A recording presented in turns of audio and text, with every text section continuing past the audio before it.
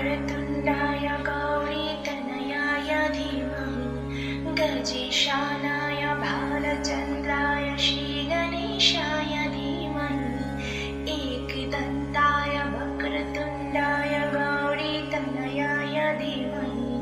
गजेशानाय भालचन्द्राय श्रीगणेशाय धीमहि गुणनायकाय गुणदैवताय गुणदक्षाय धीमहि गुणशरीराय गुणवन्दिताय गुणासनाय धीमहि गुणाधीताय गुणाधीशाय गुणप्रविष्टाय